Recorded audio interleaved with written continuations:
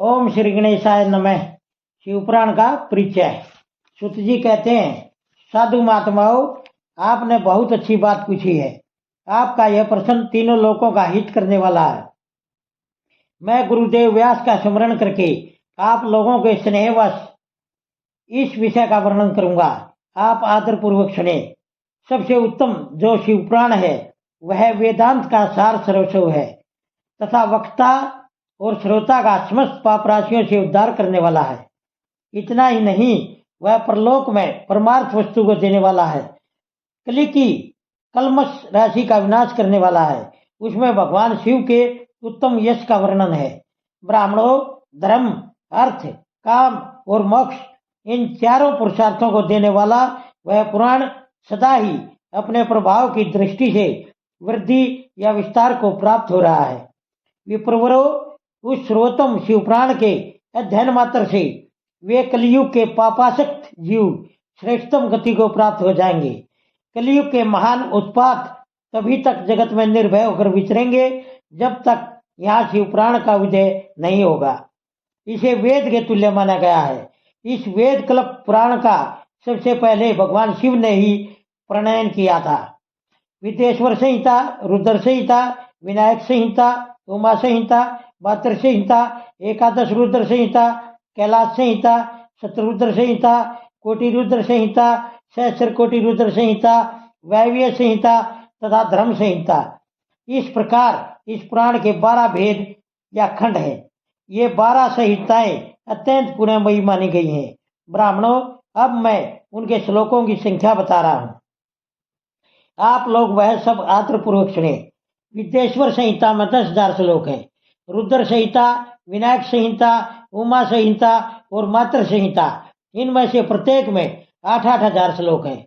ब्राह्मणों, एकादश रुद्र संहिता में 13,000, कैलाश संहिता में 6,000, शतरुद्र संहिता में 3,000, कोटि रुद्र संहिता में 9,000, सहस्र कोटि रुद्र संहिता में 11,000, वैव्य संहिता में 4,000 तथा धर्म संहिता में 12,000 श्लोक हैं। इस प्रकार मूल शिवपुराण की श्लोक संख्या 1,00,000 है, परंतु व्यास जी ने उसे 24,000 श्लोकों में संक्षिप्त कर दिया है। पुराणों की क्रम संख्या के विचार से इस पुराण का चौथा स्थान है। इसमें 7 संहिताएं हैं। पूर्व काल में भगवान शिव ने श्लोक संख्या की दृष्टि से 100 करोड़ श्लोकों का एक ही पुराण ग्रंथ ग्रथित किया था। सृष्टि के आदि में निर्मित हुआ वह पुराण साहित्य अत्यंत विस्तृत था। फिर द्वापर आदि युगों में द्वैपायन आदि महर्षियों ने जब पुराण का 18 भागों में विभाजन कर दिया, उस समय संपूर्ण पुराणों का संक्षिप्त स्वरूप केवल 4,00,000 श्लोकों का रह गया। उस समय उन्होंने शिवपुराण का 24,000 श्लोकों में प्रतिपादन किया। यही इसके श्लोकों की संख्या है। यह वेद तुल्य पुराण 7 संहिताओं में बटा हुआ है।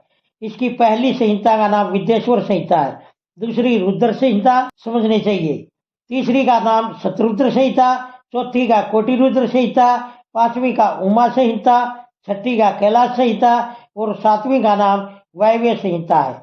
इस प्रकार ये 7 संहिताएं मानी गई हैं। इन 7 संहिताओं से युक्त दिव्य शिवपुराण वेद के तुल्य प्रामाणिक तथा सबसे उत्कृष्ट गति प्रदान करने वाला है।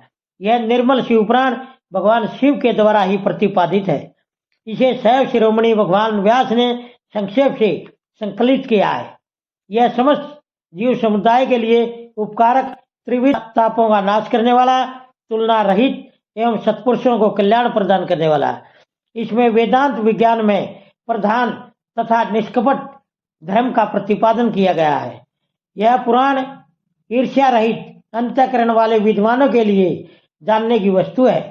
इसमें श्रेष्ठ मंत्र समूहों का संकलन है तथा धर्म, अर्थ और काम, इस त्रिविध की प्राप्ति के साधन का भी वर्णन है। यह उत्तम शिवपुराण समस्त पुराणों में श्रेष्ठ है। वेद वेदांत में वेद रूप से विलसित परम वस्तु परमात्मा का इसमें गान किया गया है। जो बड़े आदर से इसे पढ़ता और सुनता है वह भगवान शिव का प्रिय होकर परम गति को प्राप्त कर लेता है। ओम नमः शिवाय।